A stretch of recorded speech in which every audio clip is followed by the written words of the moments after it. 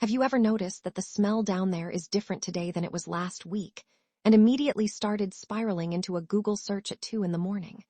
By the end of this video, you're going to understand something most people get wrong about vaginal odor, which is the idea that any smell at all means something is wrong with you.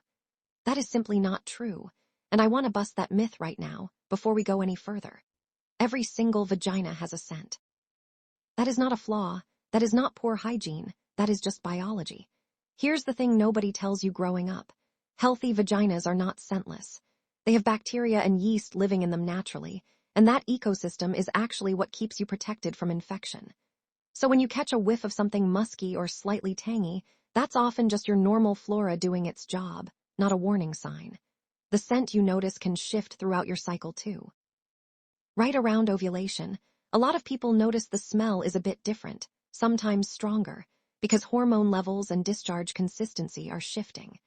Then right before or during your period, blood mixing with vaginal secretions can create a metallic or earthy smell.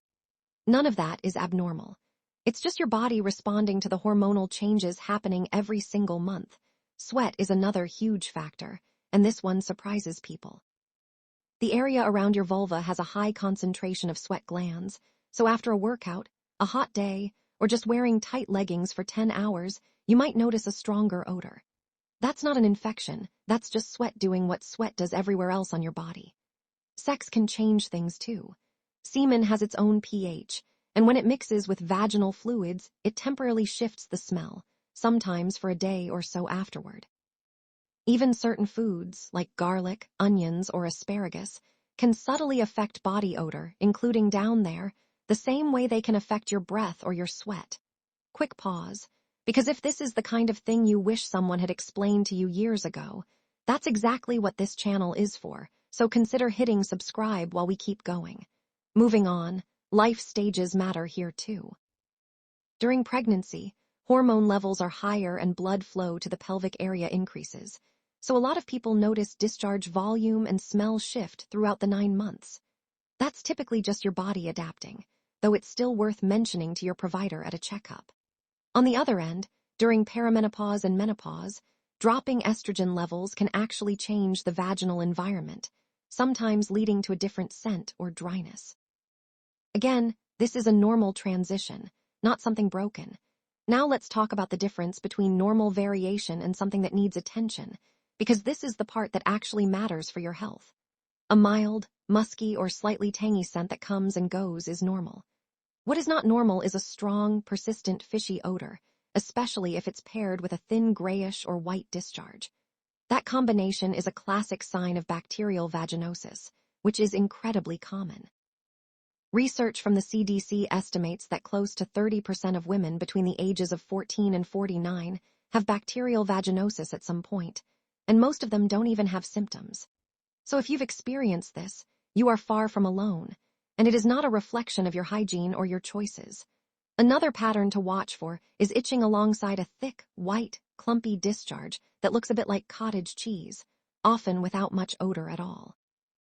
That combination usually points to a yeast infection, which is also extremely common and very treatable. And if you notice a greenish-yellow, frothy discharge with a strong odor, that can be a sign of trichomoniasis, which is a sexually transmitted infection that needs a specific treatment from a provider. The pattern to remember here is this. Odor on its own, with nothing else going on, is rarely something to worry about. Odor combined with a change in discharge color or texture, itching, burning, irritation, or pain, is the combination that tells you it's worth getting checked out. If you're going through this right now, please resist the urge to douche or grab a scented feminine wash to fix it. I know it feels like the obvious solution, but doctors actually warn against this because it disrupts the natural balance of bacteria that's protecting you, and it can make odor and irritation worse, not better. The vagina is genuinely self-cleaning. All you need on the outside, around the vulva, is warm water and maybe a small amount of mild, unscented soap. That's it. No special products required. So if you're sitting here wondering whether what you're noticing is normal, ask yourself a few questions. Is the smell mild and does it come and go with your cycle, your workouts, or sex? That's probably just your body being a body. Is the smell strong, persistent, fishy, or paired with new discharge, itching, or discomfort. That's your sign to book an appointment, and there is nothing embarrassing about that conversation. Providers hear it every single day, multiple times a day, and they are not judging you. To wrap this up, your vagina is supposed to have a scent, and that scent is allowed to shift with your hormones, your workouts, your diet, and your sex life. What you're looking out for isn't smell by itself, it's smell paired with other changes. If you found this helpful and want more straightforward, no shame body education like this, go ahead and subscribe. I'm here to answer your questions about reproductive health because everyone deserves to actually understand their own body. Thanks for watching, and I'll see you in the next video.